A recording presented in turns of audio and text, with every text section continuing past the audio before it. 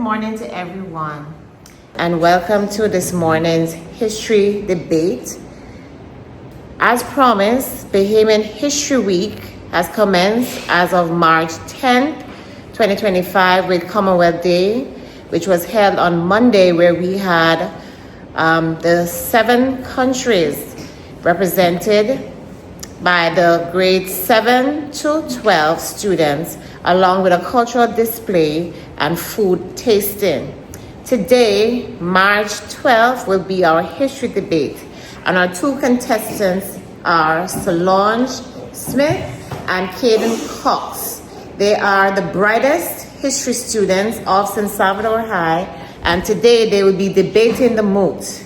Today's debate will be on the topic of Bahamian culture, and the topic specifically is, in light of globalization, Bahamian culture should be prioritized and preserved for our future generation.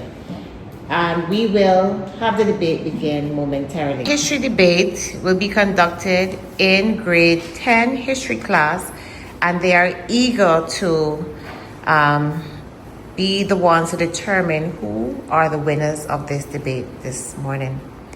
Madam Chairperson, ladies and gentlemen in the audience, my name is Caden Cox, and today I will be opposing the point that in light of globalization, Bahamian culture should be prioritized and preserved.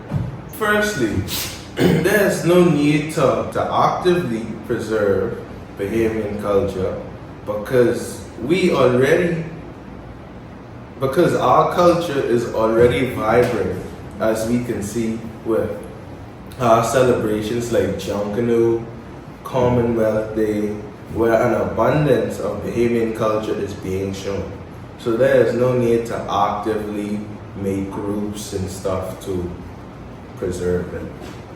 Secondly, with the advancement of technology being AI, or just storing all of our Bahamian cultural information, there's no need to actively preserve it when it is right there at our fingertips and we can access it at any time.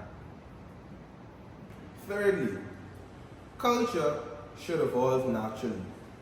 Bahamian culture, like any other, is dynamic and should be allowed to evolve with societal changes.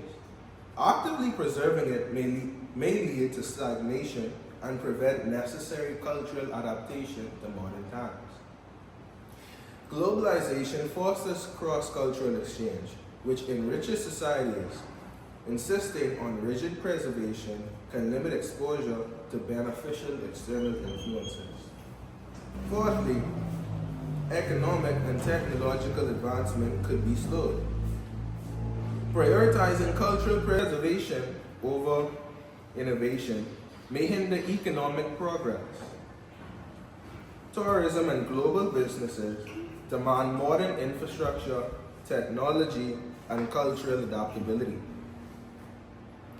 Overemphasis on traditional practices might discourage young Bahamians from pursuing careers in science, technology, or international business. Finally, our resource allocation and economic burden. Actively preserving culture requires funding for museums, festivals, and educational programs. These resources might be better well spent on healthcare, education, and infrastructure. If the economy struggles, focusing on cultural preservation could be seen as a luxury rather than a necessity. So in conclusion, while Bahamian culture is valuable, actively preserving it may lead to stagnation, economic drawbacks, and a lack of cultural freedom. Instead of forcing preservation, it may be more beneficial to allow culture to evolve naturally, letting individuals decide what traditions they wish to carry forward. Madam Chairperson. Madam Chairperson, my worthy opponent Caden Cox, and members of the audience, good morning. I am in agreement with the topic. In light of globalization, Bahamian culture should be prioritized and preserved. Strongly agree that Bahamian culture should be prioritized and preserved. Firstly, so that our future people of the Bahamas would have history and know who we are and the ways we express ourselves. From the way that we dance and sing, down to the way that we speak. Secondly, if there is no history or story behind everything, there will be confusion and lots of curious minds that will not be given an answer on who they are and where they originated from and everything about us that makes us unique, that makes our country unique. After a heated debate, I am pleased to announce that our winner for the 2025 history debate on the topic of Bahamian culture should be prioritized and preserved is none other than Ange Smith. Please give her a rousing round of applause, everyone.